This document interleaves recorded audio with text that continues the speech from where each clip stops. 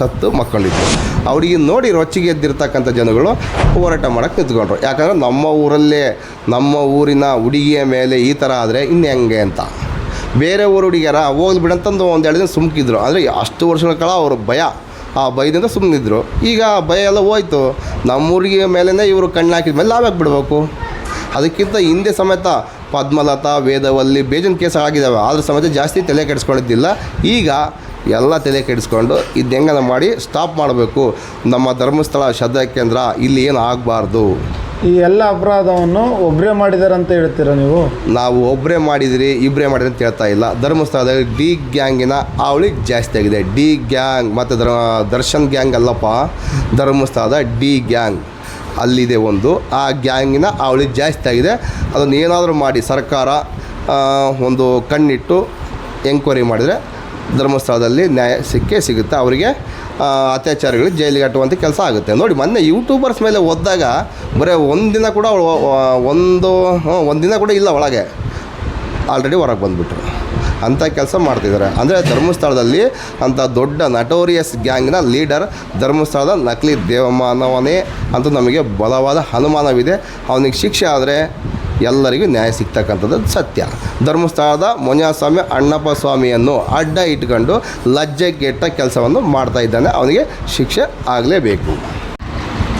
ನಮಸ್ಕಾರ ಮಲ್ಲಿಕಾರ್ಜುನ್ ಅವರೇ, ಜ್ವಾಲಾಮುಖಿ ನ್ಯೂಸ್ ಚಾನಲಿಂದ ನಮಗೆ ಏನು ಹೆಲ್ಪ್ ಆಗುತ್ತೆ ಏನಿಲ್ಲ ಅಂತ ಜನಕ್ಕೆ ಒಬ್ರಿಗೂ ಗೊತ್ತಿಲ್ಲ, ಏನಿಲ್ಲ. ಅದನ್ನು ನೀವು ಯಾವ ರೀತಿ ತಿಳಿಸ್ತೀರ ಜನಕ್ಕೆ ಅಂತ ಒಂದು ಸ್ವಲ್ಪ ನಿಮ್ಮಿಂದ ನಾವು ಏನಾದರೂ ಜನಕ್ಕೆ ತಿಳಿಸೋದಾದ್ರೆ ನೀವು ಏನು ಹೇಳ್ತೀರಾ ಅದಕ್ಕೆ?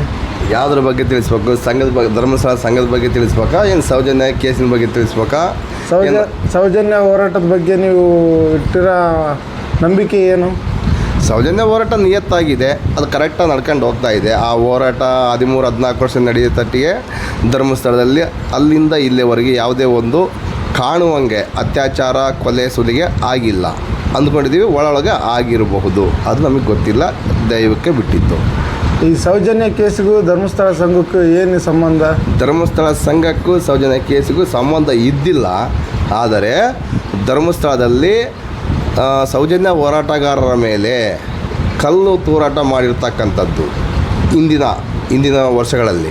ಅಂದರೆ ಎಲ್ಲ ಲಿಂಕ್ ತಗೊಂಡು ನೋಡಿದ್ರೆ ಇದು ಧರ್ಮಸ್ಥಳ ಸಂಘದ ಸದಸ್ಯರನ್ನು ಬೇರೆ ಬೇರೆ ಜಿಲ್ಲೆಗಳಿಂದ ಕರೆಸ್ಕೊಂಬಂದು ಅವರಿಗೆ ದುಡ್ಡು ಹಂಚಿ ಕಲ್ಲು ತೂರುವಂಥ ಕೆಲಸ ಮಾಡಿದರು. ಇದರಲ್ಲಿ ಯಾರು ತೂರ್ತಾ ಇದ್ದಾರಲ್ಲ, ಇಷ್ಟೊಂದು ಜನ ಇವರು ನಮ್ಮ ಮೂರನೇರ ಅಲ್ಲ ಬೇರೆಯವರು ಅಂತಲೆಲ್ಲ ಎಂಕ್ವೈರಿ ಮಾಡಿದಾಗ ಅವಾಗ ಗೊತ್ತಾಯಿತು ಧರ್ಮಸ್ಥಳ ಸಂಘದ ಸದಸ್ಯರು ಇದರಲ್ಲಿರ್ತಕ್ಕಂಥದ್ದು. ಹಂಗಾಗಿ ಧರ್ಮಸ್ಥಳ ಸಂಘ ಅದು ಹೆಂಗಿಲ್ಲ ಅಂತೇಳಿ ನಮ್ಮ ಸೌಜನ್ಯ ಹೋರಾಟಗಾರರು ಇದಕ್ಕೆ ದಾಖಲಾತಿ ಇದೆಯಾ, ದಾಖಲಾತಿ ಇಲ್ಲ, ಪ್ರತಿಯೊಂದು ಚೆಕ್ ಮಾಡಿದಾಗ ಅದಕ್ಕೆ ದಾಖಲಾತಿನೇ ಇಲ್ಲ. ಸರ್ಕಾರ ಯಾವುದೇ ಒಂದು ರೀತಿಯ ಇವರಿಗೆ ಲೈಸೆನ್ಸೇ ಕೊಟ್ಟಿಲ್ಲ. ಇವ್ರ ಲೈಸೆನ್ಸ್ ಹೆಂಗೆ ಗೊತ್ತಾ? ಇದರಲ್ಲಿರ್ತಕ್ಕಂಥ ಕೆಲವೊಂದು ರಾಜಕಾರಣಿಗಳು ದುಡ್ಡು ಅದ್ರಲ್ಲಿ ಹಾಕಿದಾವಲ್ಲ, ಅವರೇ ರೆಕಮೆಂಡು. ಯಾವ ಸ್ಟೇಷನ್ದಾಗ ಹೋದ್ರೆ ಕೇಸ್ ತಗೊಂಬಂಗಿಲ್ಲ. ಯಾರನ್ನ ಸಾಯ್ಲಿ, ಧರ್ಮಸ್ಥಳಕ್ಕೆ ಸಂಘದಕ್ಕೆ ಟಾರ್ಚರ್ಗೆ ಉರ್ಲಾಕ ಸತ್ರೂ ವಿಷ ಕೊಡ್ಸತ್ರೂ ಕೇಳಂಗೆ ಇಲ್ಲ. ಇದು ಯಾರು ಕೇಳಂಗಿಲ್ಲ ಅಂತ ನೀವು ಹೇಳ್ತಿದ್ದೀರಾ? ಈ ಸುತ್ತಮುತ್ತ ನಮ್ಮ ಚಿತ್ರದುರ್ಗ ಡಿಸ್ಟಿಕ್ಕಲ್ಲಿ ಮತ್ತು ಮೊಳಕಾಲ್ಮೂರು ತಾಲೂಕಲ್ಲಿ ಪರಶುರಾಂಪುರ ಆಗಲಿ, ಹೊಸದುರ್ಗ, ಹೊಳಲ್ಕೆರೆ, ಚಿಕ್ಕಮಂಗ್ಳೂರು ಆಗಲಿ ಯಾವುದೇ ಥರದ್ದು ಯಾರು ಹೋರಾಟ ಮಾಡಿಲ್ಲ. ಮಾಡ್ತಿದ್ದಾರೆ ಮಾಡ್ತಂದೇ ಬಂದಿದ್ದಾರೆ. ಅದ್ರ ಬಗ್ಗೆ ಯಾರು ಧ್ವನಿ ಎತ್ತಿಲ್ಲ. ಧ್ವನಿ ಎತ್ತಿದ್ದೀರಲ್ಲ? ಧ್ವನಿ ಎತ್ತದ ಇದ್ದಾರೆ ರೀ. ನಾವು ನಿನ್ನೆ ಮೊನ್ನೆ ಬಂದಿರೋ ನಮಗಿಂತ ಮುಂಚೆ ಬೇಜಾನ್ ಹೋರಾಟಗಾರ ಧ್ವನಿ ಎತ್ತಿದ್ದಾರೆ. ಮಸ್ತ್ ನ್ಯೂಸ್ ಚಾನಲ್ ಕೂಡ ಹೋರಾಟ ಮಾಡ್ತಿದ್ದಾರೆ. ಧ್ವನಿ ಎತ್ತನೇ ಇದೆ ಪ್ರತಿದಿನ. ಎಷ್ಟೋ ಜನ ಹಿಂಗೆ ಹೋರಾಟ ಮಾಡ್ತೀವಿ ಅಂತೇಳಿ ಅವ್ರ ಹತ್ರ ದುಡ್ಡಿಸ್ಕೊಂಡು ಸುಮ್ಮನಾಗಿರೋರು ಇದ್ದಾರಲ್ಲ. ಹೌದು, ಅದು ಸತ್ಯನೇ. ಈಗ ನಿನ್ನೆ ಮೊನ್ನೆ ನೋಡ್ತಾ ಇದೀವಿ ಅವ್ರನ್ನೆಲ್ಲ. ನಮ್ಮದಂತ ಹೆಂಗೆ ನಂಬಬೇಕು? ಮತ್ತು ನಾವು ಅಂತ ಸೀನೇ ಇಲ್ಲ ರೀ.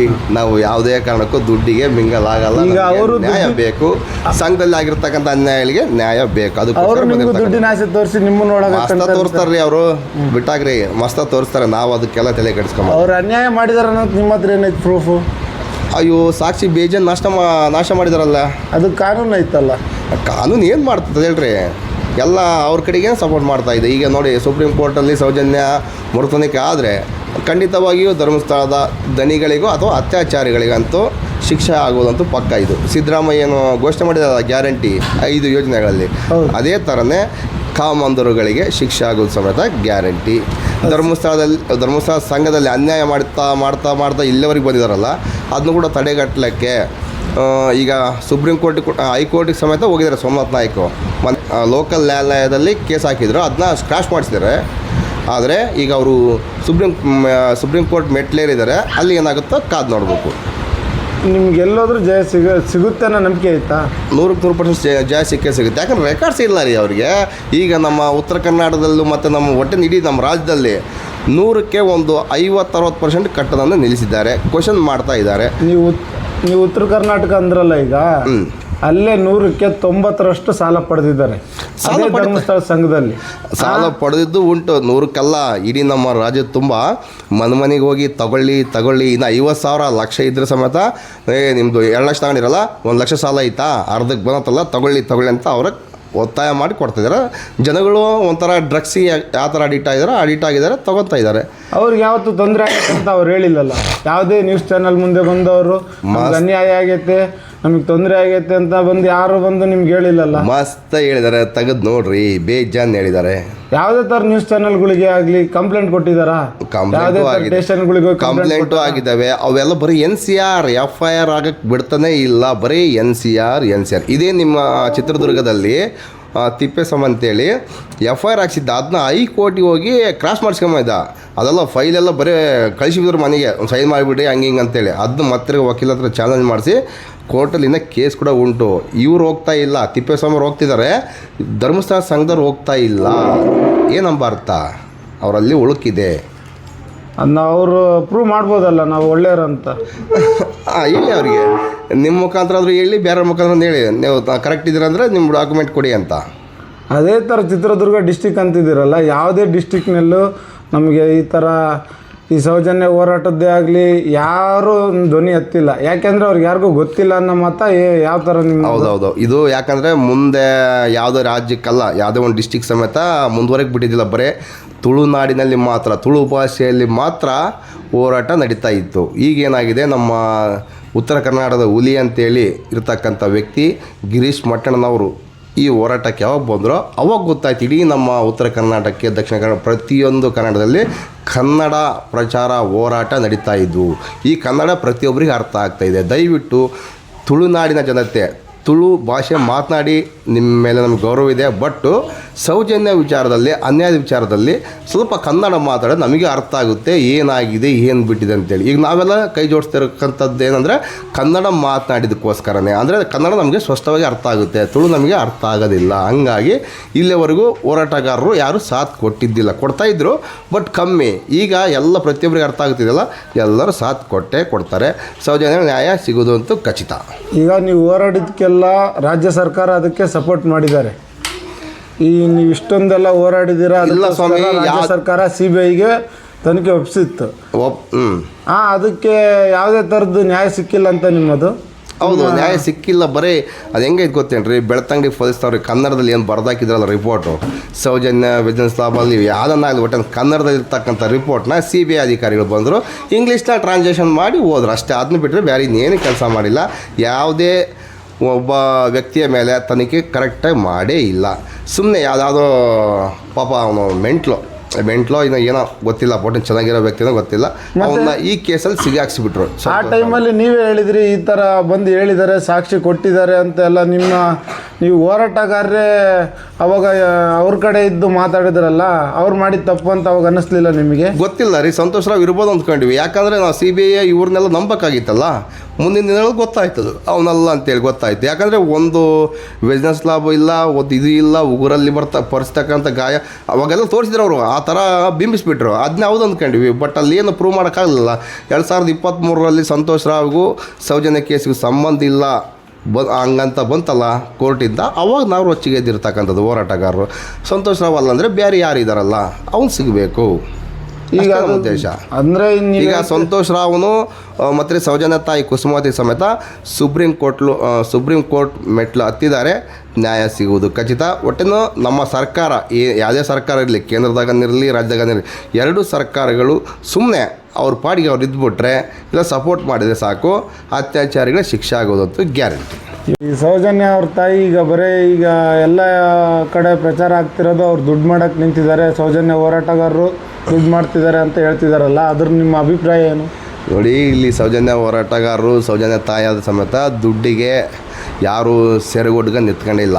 ಯಾಕಂದರೆ ಸ್ವಂತ ಮಗಳ ಮೇಲೆ ಅತ್ಯಾಚಾರ ಆಗಿದೆ, ಆ ಹುಡುಗಿ ಸತ್ತೋಗಿದ್ದಾಳೆ. ಆ ಹುಡುಗಿನ ಅಡ್ಡ ಇಟ್ಕೊಂಡು ದುಡ್ಡು ಮಾಡ್ತಕ್ಕಂಥ ಯಾವುದೇ ಒಬ್ಬ ವ್ಯಕ್ತಿಗಳು ಇಲ್ಲಿವರೆಗೂ ಮಾಡಿಲ್ಲ, ಅವರು ಕೂಡ ಮಾಡೋದು ಇಲ್ಲ. ಅದು ಮಾಡಿದರೆ ಇಷ್ಟು ದಿನ ನ್ಯಾಯಕ್ಕೋಸ್ಕರ ಅಲಿದಾಡೋ ಪರಿಸ್ಥಿತಿ ಇರ್ತಿಲ್ಲ. ಅವರೇ ಧರ್ಮಸ್ಥಳದ ದಣಿಗಳೇನಿದಾರೋ, ಕಾಮಂದ್ರೇನಿದಾರೋ ಕೋಟಿಗಟ್ಟಲೆ ಸುರಿದು ಆ ಕೇಸ್ ಮುಚ್ಚಾಕುವಂಥ ಕೆಲಸ ಮಾಡ್ತಿದ್ರು. ಆದರೆ ಇದರಲ್ಲಿ ಅರ್ಥ ಮಾಡ್ಕೊಳ್ಳಿ, ಆ ಅಮ್ಮ ಅಂಥ ಕೆಲಸ ಮಾಡಿಲ್ಲ. ಯಾವುದೇ ಹೋರಾಟಗಾರರ ಸಮೇತ ಆ ಥರ ಮಾಡಿಲ್ಲ.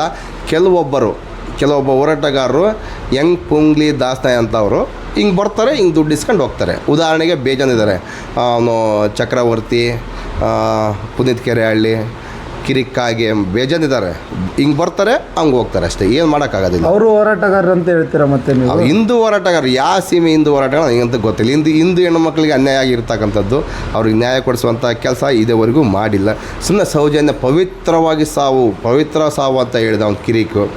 ಅವನ ಮನೇಲಿ ಆ ಹೆಣ್ಮಕ್ಳಿದ್ದಾರೆ, ಅವರಿಗೆ ಈ ಥರ ಸಾವಾಗಿದ್ರೆ ಗೊತ್ತಾಗ್ತಿತ್ತು. ಪವಿತ್ರ ಸಾವೋ ಇದು ಏನಂಬುದು ಅವನಿಗೆ ಗೊತ್ತಾಗ್ತಿತ್ತು. ಅದು ಏನು ಹೇಳ್ಬೇಕು ಅರ್ಥ ಆಗ್ತಿಲ್ಲ ಅಂಥವ್ರಿಗೆ. ಈಗ ಅರ್ಥ ಆಗಿದೆ ಬಿಡಿ, ಅವರು ಕೂಡ ಈಗಲೇ ನೊಂದು ಬೆಂದು ಬಾಗಿಲಾಕ್ಕೊಂಡಿದ್ದಾರೆ. ಈಗ ನ್ಯಾಯ ಸಿಗುತ್ತಂತ ನಿಮ್ಮ ಭರವಸೆ ಐತಾ ನಿಮಗೆ? ಸರ್ಕಾರ ಮನ್ಸು ಮಾಡಿದ್ದಾರೆ ನೋಡಿ. ಇದರಲ್ಲಿ ಸಮೇತ ನಮ್ಮ ಡಿ ಕೆ ಸಾಹೇಬರು 1000 DKಶಿಗಳು, 100 DKಶಿಗಳು ಇವರ ಪರವಾಗಿ, ಧರ್ಮಸ್ಥಳ ದಣಿಗಳ ಪರವಾಗಿರುತ್ತಾ. ನೀವು ಅವ್ರ ಪರವಾಗಿರಿ, ನಾವು ಬೇಡ ಅಂತ ಹೇಳ್ತಿಲ್ಲ. ಅತ್ಯಾಚಾರಿಗಳನ್ನು ಶಿಕ್ಷೆಗೆ ಗುರಿಪಡಿಸಂತ ಹೇಳಿ. ನೀವು ಯಾರ ಪರ ಇದ್ದೀರೋ ಅವ್ರೇನು ಅತ್ಯಾಚಾರಗಳಂತ ನಾವು ಹೇಳ್ತಾ ಇಲ್ಲ. ಅವರು ಧರ್ಮಾಧಿಕಾರಿಗಳು, ಅದೇನೋ ಗೊತ್ತಿಲ್ಲ ನನಗೆ, ಅದು ಯಾವ ಧರ್ಮಾಧಿಕಾರಿ ಗೊತ್ತಿಲ್ಲ. ಅಲ್ಪಸಂಖ್ಯಾತರ ಕಡೆ ಧರ್ಮಸ್ಥಳದ ಮಂಜುನಾಥ ಸ್ವಾಮಿ ಅಂದರೆ ಇರಬಾರ್ದಂಥ ಕಾನೂನಲ್ಲಿದೆ. ಆದರೆ ಅವ್ರ ಕೈ ಕೆಳಗೆ ಇರ್ತಕ್ಕಂಥದ್ದು ಇದು ಎಷ್ಟರ ಮಟ್ಟಿಗೆ ಸರಿ? ಆ ದೇವಸ್ಥಾನದ ಅಡಿ ಜಾಗ, ಇಂಚು ಜಾಗ ಸಮೇತ ಅವರು ಇಟ್ಕೊಂಡಿದ್ದಾರೆ. ಇದನ್ನು ಕೇಳಿದರೆ ನಾವು ಹಿಂದೂ ಧರ್ಮದ ವಿರೋಧಿಗಳು. ಯಾವ ರೀತಿ ರೀ ಇದು? ಇಷ್ಟೆಲ್ಲ ಅಪರಾಧ ಮಾಡ್ತಿದ್ದೀರಲ್ಲ, ನೀವು ಅಪವಾದ ಹೊರಿಸ್ತಿದ್ದೀರಲ್ಲ. ಅಪವಾದ ನಾವು ಹೊರಿಸ್ತಕ್ಕಂಥದ್ದಲ್ಲ, ರೆಕಾರ್ಡ್ಸ್ ಇದೆ. ರೆಕಾರ್ಡ್ಸ್ ನಿಮ್ಮ ಹತ್ರ ಯಾವುದೇ ಥರದ ದಾಖಲಾತಿ ಇದೆ. ಇಡೀ ಮಂಜುನಾಥ ಸ್ವಾಮಿ ಜಾಗವನ್ನು ಹೆಗ್ಗಡೆ ಕುಟುಂಬದವರು ಅನುಭವಿಸ್ತಾ ಇದ್ದಾರೆ. ಅವ್ರ ಹೆಸರು ಬರ್ಸ್ಕೊಂಡ್ಬಿಟ್ಟಿದ್ದಾರೆ. ಅದು ಅನುಭವಿಸ್ಲಿ, ಬೇಡ ಅಂತ ಹೇಳ್ತಾ ಇಲ್ಲ, ಆಡಳಿತ ಅವರೇ ಮಾಡ್ಕೊಂಡು ಹೋಗಲಿ. ಬಟ್ಟು ಧರ್ಮಸ್ಥಳದ ಮಂಜುನಾಥ ಜಾಗವನ್ನು ಮಂಜುನಾಥ ಸ್ವಾಮಿ ಹೆಸರಿಗೆ ಇರಬೇಕಾಗಿತ್ತು. ಹಿಂದೆಲ್ಲ ಇತ್ತು. ಇದು ಏನು ಕೇವಲ ಇವರು 3 ತಲೆಮಾರಿನ ಈ ಕಡೆ ಅವ್ರ ಹೆಸರಿಗೆ ಮಾಡಿಸ್ಕೊಂಡಿರ್ತಕ್ಕಂಥದ್ದು. ಅರ್ಥ ಮಾಡ್ಕೊಳ್ಳಿ. ಇದನ್ನೆಲ್ಲ ಹೊಟ್ಟೆನ ನುಂಗಿ ನೀರು ಕುಡಿಬೇಕಂತೇಳಿ. ಈಗ ಅವರು ಹೇಳ್ತಿದ್ದಾರೆ, ಈಗ ಹೊರಗಡೆಯವ್ರು ಬರ್ತಿದ್ದಾರೆ, ಅಲ್ಲೇನೋ ಆಗಿ ಏನೋ ಅನಾಹುತ ಆಗಿ ಈಗ ಒಳಗೆ ಹೋಗಿ ಬೀಳ್ತಾರೆ, ಅದಕ್ಕೆಲ್ಲ ಅವರೇ ಕಾರಣ ಅಂತ ಹೆಂಗೆ ಹೇಳಕ್ಕೆ ಹೋಗ್ತೀರಾ ನೀವು? ಈಗ ಹೊರಗಡೆ ಸರಿ, ಓಕೆ ಅಲ್ಲಿ ಹೋಗಿ ಕಾಲು ಜಾರಿ ಬಿದ್ದರೆ ತೊಂದರೆ, ಅಲ್ಲಿ ಹೋಗಿರ್ತಕ್ಕಂಥದ್ದೇ ಓಕೆ ಮನು. ಧರ್ಮಸ್ಥಳದ ಮಂಜುನಾಥ ಸ್ವಾಮಿಯ ಅದೇನು ಲಾಡ್ಜ್ ಇದ್ದಾವಲ್ಲ, ಆ ಲಾಡ್ಜಲ್ಲಿ ಉರ್ಲಾಕ್ಕೊಂಡು ಸಾಯ್ತಕ್ಕಂಥದ್ದು. ನೀರಲ್ಲಿ ನದಿ ನೀರಾಗಿ ಬಿದ್ದರೆ ನದಿ ಹರ್ಕೊಂಡು ಹೋಗ್ತಿರ್ಬೇಕು, ದಡದ ಮೇಲೆ ಹಾಕಿ ಬಂದು ಬೀಳ್ತವೆ.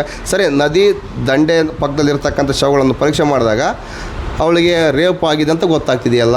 ಇಲ್ಲೆಲ್ಲ ಕಚ್ಚಿದ್ದಾರೆ, ಅದು ಮೀನು ಕಚ್ಚಿರ್ತಕ್ಕಂಥದ್ದು ಬೇರೆ. ಇವ್ರ ಗುರುತೆಲ್ಲ ಇದಾವಲ್ಲ, ಯಾರು ಅಲ್ಲಿ ಅತ್ಯಾಚಾರ ಗುರುತಿದಾವಲ್ಲ, ಅದನ್ನೇ ಅನ್ಬೇಕು. ಮತ್ತು ಕಾಲು ಜಾರಿ ಬಿದ್ದು ಹೋದರೆ ನೋ ಪ್ರಾಬ್ಲಮ್. ಈ ಥರ ಯಾಕೆ? ಕೆಲವೊಂದು ಆಗಿರೋ ಪ್ರಕರಣಗಳು ನೀವು ಹೇಳ್ತಿದ್ದೀರಾ. ಕೆಲವೊಂದಲ್ಲ ರೀ, 100ಕ್ಕೆ 90% ಹಂಗೆ ಇರ್ತಕ್ಕಂಥದ್ದು. ಕೇವಲ 1% ಮಾತ್ರ ನೀವು ಹೇಳ್ತಕ್ಕಂಥದ್ದು ಕಾಲು ಜಾರಿ ಬಿದ್ದಿರ್ತಕ್ಕಂಥದ್ದು ಇರೋದು. ಇದ್ದಿದ್ದೆಲ್ಲ ಬರೀ ಹಿಂಗೇನೆ. ನಮ್ಮ ಇವರು ಉಗ್ರಪ್ಪನ ವರದಿಯಲ್ಲಿದೆ, 3 ದಿನಕ್ಕೆ ಒಂದು ಶವ, 3 ದಿನಕ್ಕೆ ಒಂದು ವರ್ಷದಲ್ಲಿ 100ಕ್ಕಿಂತ ಜಾಸ್ತಿ. ಇವಾಗಿಲ್ಲ, ಏನಂಬ ಅರ್ಥ? ಮತ್ತು ಅವಾಗೆಲ್ಲ ಕಾಲು ಜಾರಿ ಬೀಳ್ತಿದ್ರು ನಿಮ್ಮ ಪ್ರಕಾರ. ಇವಾಗ ಯಾಕೆ ಬೀಳ್ತಿಲ್ಲ? 2012ರಿಂದ ಈ ಕಡೆ ಯಾಕೆ ಬೀಳ್ತಾ ಇಲ್ಲ? ಇವಾಗ ಮನುಷ್ಯರಿಗೆ ಖಾಲಿ ಇಲ್ವಾ? ಅಲ್ಲಿ ಹೋಗ್ತಾನೆ ಇಲ್ವಾ? ಕೆಲವೊಂದು ಅದಕ್ಕೆ ಆದ ಸೇಫ್ಟಿ ಮಾಡಿದಾರಲ್ಲ, ಹಾಗಾಗಿ ಆಗಿದ್ದಂಗೆ ಇರ್ಬೋದಲ್ಲ. ಅಲ್ಲ ರೀ, ಅದಕ್ಕಿಂತ ಹಿಂದೆ ಬೇಜಾನಾಗಿದ್ದಾವಲ್ಲ. ಇವಾಗ ಯಾಕೆ ಆಗ್ತಾಯಿಲ್ಲ ಅಂದರೆ, ಧರ್ಮಸ್ಥಳದಲ್ಲಿ ಮಹೇಶಣ್ಣ ಹಿಂದೂ ಹುಲಿ ಹೋರಾಟಗಾರ ಸೌಜನ್ಯ ಪರವಾಗಿ ನಿಂತ್ಕೊಂಡು ಹೋರಾಟ ಸತತವಾಗಿ ಮಾಡ್ತಕೊಂಡು ಬಂದಿದ್ದಾನಲ್ಲ, ಅದಕ್ಕೋಸ್ಕರ ಅಲ್ಲಿ ಅತ್ಯಾಚಾರ ಅನಾಚಾರ ಆಗ್ತಾಯಿಲ್ಲ, ಯಾರು ಅಲ್ಲಿ ಒಳಗೆ ಬೀಳ್ತಾ ಇಲ್ಲ. ಹಂಗೆ ತೋರ್ಸೋಕ್ಕಾಗ್ತಾಯಿಲ್ಲ ಅವ್ರ ಕೈಲಿ. ಇದನ್ನ ಅರ್ಥ ಮಾಡ್ಕೊಳ್ಳಿ. ಅದೇ ಮಹೇಶಣ್ಣ ಅಂದ್ರಲ್ಲ ನೀವು, ಅವರು ಈಗ ಅವ್ರ ಕಡೆ ಮಾತಾಡಿಲ್ಲ ಅನ್ನೋದಕ್ಕೋಸ್ಕರ ಅವರು ಹಿಂಗೆ ಎತ್ಕಟ್ತಿದ್ದಾರೆ ಅಂತ ಹೇಳ್ತಿದಾರಲ್ಲ. ಇಲ್ಲ ಆ ಥರ ಏನಿಲ್ಲ. ಅವ್ರ ಕಡೆ ಮಾತಾಡಿ ಬಿಡಿ, ಸಂಬಂಧ ಇಲ್ಲ. ಅವ್ರಿಗೇನು ಅಲ್ಲಿ ಆಗಿರ್ತಕ್ಕಂಥ ಅನ್ಯಾಯಕ್ಕೆ ನ್ಯಾಯ ಬೇಕು ಅಷ್ಟೇ ಕೇಳ್ತಕ್ಕಂಥದ್ದು. ಧರ್ಮಾಧಿಕಾರಿ ಯಾವನನ್ನ ಆಗಲಿ, ಯಾವನ್ನ ಬಿಟ್ಕೊಳ್ಳಿ, ನಮಗೆ ಸಂಬಂಧ ಇಲ್ಲ ವಿಚಾರ. ನಮಗೆ ಅಲ್ಲಿ ಏನು ಅತ್ಯಾಚಾರ ಆಗಿದಾವೋ ಅದಕ್ಕೆ ನ್ಯಾಯ ಬೇಕು. ಅದೇ ಮಹೇಶ್ ಮುಟ್ಟಣ್ಣನವರು ಅಂದ್ರಲ್ಲ, ಅವರಿಗೆ ಯಾಕೆ ಮುಂಚೆ ಅದು ಹಿಂಗೆ ಈ ಥರ ಆಗಿದ್ದಾವೆ ಅಂತ ಗೊತ್ತಿದ್ದಿಲ್ವ ಅವರಿಗೆ? ಗೊತ್ತಿಲ್ಲ ರೀ, ಗೊತ್ತಿಲ್ಲ. ಏನು ಮಾಡೋಕ್ಕಾಗುತ್ತೆ ಹೇಳಿ? ಯಾಕಂದ್ರೆ ಅಲ್ಲಿ ಮುಚ್ಚಾಕ್ಬಿಡ್ತಿದ್ರು. ಏನೇ ಆಗಲಿ ಅವತ್ತಿಂದ ಅವತ್ತು ಸೆಟಲ್ಮೆಂಟು ಅದನ್ನು ಮಾಡ್ಕೊಂಡು ಮುಚ್ಚಾಕ್ಬಿಡ್ತಿದ್ರು, ಗೊತ್ತಾಗ್ತಿಲ್ಲ. ಯಾವಾಗ ತನ್ನ ಊರಿನ ಹುಡುಗಿ ಸೌಜನ್ಯ ಅತ್ಯಾಚಾರ ಆಯಿತೋ ಅವತ್ತಿನ ದಿನ ಒಂದು 100 ಜನ 1000 ಜನ ಹುಡುಕಾಡಿದ್ರು. ಆ ಹುಡುಗಿ ಎಲ್ಲೋಗಿದೆ ಅಂತ ಹುಡುಕಾಡಿದ್ಮೇಲೆ ಬೆಳಕರದಟ್ಟಿಗೆ ಸೇಮ್ ದಿಟ್ಟ ಅಲ್ಲೇನು ಅತ್ಯಾಚಾರ ಅನಾಚಾರ ಎಸಗಿ ತಗೊಂಬಂದು ಪಾಂಗಳದಲ್ಲಿ ಇದ್ರ ಹತ್ರ ಹಾಕ್ತಿದ್ರು, ನದಿ ತೀರದಲ್ಲಿ. ಸೇಮ್ ಅದೇ ಪ್ಲೇಸಲ್ಲಿ ಆ ಹುಡುಗಿ ನಿಂತ್ಕೊಂಡಿದ್ಲಲ್ಲಿ, ಅಲ್ಲೇ ಸತ್ತು ಮಕ್ಕೊಂಡಿದ್ಲು. ಆ ಹುಡುಗಿ ನೋಡಿ ರೊಚ್ಚಿಗೆ ಎದ್ದಿರ್ತಕ್ಕಂಥ ಜನಗಳು ಹೋರಾಟ ಮಾಡೋಕ್ಕೆ ನಿಂತ್ಕೊಂಡ್ರು. ಯಾಕಂದರೆ ನಮ್ಮ ಊರಿನ ಹುಡುಗಿಯ ಮೇಲೆ ಈ ಥರ ಆದರೆ ಇನ್ನು ಹೆಂಗೆ ಅಂತ. ಬೇರೆ ಊರು ಹುಡುಗಿಯರ ಹೋಗ್ಲಿ ಬಿಡಂತಂದು ಒಂದು 2 ದಿನ ಸುಮ್ಕಿದ್ರು. ಅಂದರೆ ಅಷ್ಟು ವರ್ಷಗಳ ಕಾಲ ಅವರು ಆ ಭಯದಿಂದ ಸುಮ್ಮನಿದ್ರು. ಈಗ ಆ ಭಯ ಎಲ್ಲ ಹೋಯ್ತು. ನಮ್ಮೂರಿಗೆ ಮೇಲೇ ಇವರು ಕಣ್ಣು ಹಾಕಿದ ಮೇಲೆ ನಾವ್ಯಾಕೆ ಬಿಡಬೇಕು? ಅದಕ್ಕಿಂತ ಹಿಂದೆ ಸಮೇತ ಪದ್ಮಲತಾ, ವೇದವಲ್ಲಿ ಬೇಜನ್ ಕೇಸ್ ಆಗಿದ್ದಾವೆ. ಆದರೂ ಸಮೇತ ಜಾಸ್ತಿ ತಲೆ ಕೆಡಿಸ್ಕೊಂಡಿದ್ದಿಲ್ಲ. ಈಗ ಎಲ್ಲ ತಲೆ ಕೆಡಿಸ್ಕೊಂಡು ಇದು ಹೆಂಗನ ಮಾಡಿ ಸ್ಟಾಪ್ ಮಾಡಬೇಕು. ನಮ್ಮ ಧರ್ಮಸ್ಥಳ ಶ್ರದ್ಧಾ ಕೇಂದ್ರ ಇಲ್ಲಿ ಏನು ಆಗಬಾರ್ದು. ಈ ಎಲ್ಲ ಅಪರಾಧವನ್ನು ಒಬ್ಬರೇ ಮಾಡಿದ್ದಾರೆ ಅಂತ ಹೇಳ್ತೀರಾ ನೀವು? ನಾವು ಒಬ್ಬರೇ ಮಾಡಿದಿರಿ ಇಬ್ಬರೇ ಮಾಡಿದ್ರಿ ಅಂತ ಹೇಳ್ತಾ ಇಲ್ಲ. ಧರ್ಮಸ್ಥಳದಲ್ಲಿ ಡಿ ಗ್ಯಾಂಗಿನ ಅವಳಿ ಜಾಸ್ತಿ ಆಗಿದೆ. ಡಿ ಗ್ಯಾಂಗ್ ಮತ್ತು ದರ್ಶನ್ ಗ್ಯಾಂಗ್ ಅಲ್ಲಪ್ಪ, ಧರ್ಮಸ್ಥಳದ ಡಿ ಗ್ಯಾಂಗ್ ಅಲ್ಲಿದೆ ಒಂದು. ಆ ಗ್ಯಾಂಗಿನ ಅವಳಿ ಜಾಸ್ತಿ ಆಗಿದೆ. ಅದನ್ನು ಏನಾದರೂ ಮಾಡಿ ಸರ್ಕಾರ ಒಂದು ಕಣ್ಣಿಟ್ಟು ಎಂಕ್ವೈರಿ ಮಾಡಿದರೆ ಧರ್ಮಸ್ಥಳದಲ್ಲಿ ನ್ಯಾಯ ಸಿಗುತ್ತೆ. ಅವರಿಗೆ ಅತ್ಯಾಚಾರಿಗಳು ಜೈಲಿಗೆ ಕಟ್ಟುವಂಥ ಕೆಲಸ ಆಗುತ್ತೆ. ನೋಡಿ, ಮೊನ್ನೆ ಯೂಟ್ಯೂಬರ್ಸ್ ಮೇಲೆ ಓದಿದಾಗ ಬರೀ ಒಂದು ದಿನ ಕೂಡ ಇಲ್ಲ ಒಳಗೆ, ಆಲ್ರೆಡಿ ಹೊರಗೆ ಬಂದುಬಿಟ್ರು. ಅಂಥ ಕೆಲಸ ಮಾಡ್ತಿದ್ದಾರೆ. ಅಂದರೆ ಧರ್ಮಸ್ಥಳದಲ್ಲಿ ಅಂಥ ದೊಡ್ಡ ನಟೋರಿಯಸ್ ಗ್ಯಾಂಗ್ನ ಲೀಡರ್ ಧರ್ಮಸ್ಥಳದ ನಕಲಿ ದೇವಮಾನವನೇ ಅಂತ ನಮಗೆ ಬಲವಾದ ಅನುಮಾನವಿದೆ. ಅವನಿಗೆ ಶಿಕ್ಷೆ ಆದರೆ ಎಲ್ಲರಿಗೂ ನ್ಯಾಯ ಸಿಗ್ತಕ್ಕಂಥದ್ದು ಸತ್ಯ. ಧರ್ಮಸ್ಥಳದ ಮೊಂಜಸ್ವಾಮಿ ಅಣ್ಣಪ್ಪ ಸ್ವಾಮಿಯನ್ನು ಅಡ್ಡ ಇಟ್ಕೊಂಡು ಲಜ್ಜೆಗೆಟ್ಟ ಕೆಲಸವನ್ನು ಮಾಡ್ತಾ ಇದ್ದಾನೆ. ಅವನಿಗೆ ಶಿಕ್ಷೆ ಆಗಲೇಬೇಕು. ನೀವು ಮಾಡ್ತಿರೋ ಹೋರಾಟಕ್ಕೆ ಕೊನೆಗೆ ಜಯ ಸಿಗಲಿ. ಸತ್ಯ ಜಯ ಸಿಕ್ಕೇ ಸಿಗುತ್ತೆ. Justice for Sowjanya. ನಮಸ್ಕಾರ.